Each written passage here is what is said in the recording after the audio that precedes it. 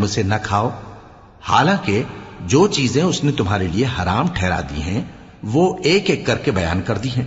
बेशक उनको नहीं खाना चाहिए मगर उस सूरत में कि उनके खाने के लिए नाचार हो जाओ।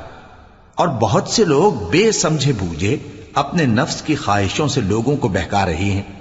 कुछ शक नहीं कि ऐसे लोगों को जो अल्लाह की मुकर्रर की हुई हद से बाहर निकल जाते हैं तुम्हारा परवरदिगार खूब जानता है। और जाहिरी और पोशीदा हर तरह का गुनाह तर्क कर दो।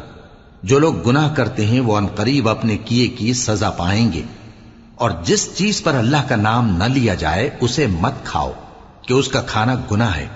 और शैतान लोग अपने रफीकों के दिलों में ये बात डालते हैं कि तुमसे झगड़ा करें, और अगर तुम लोग उनके कहे पर चले तो बेशक तुम भी मुशरिक हुए।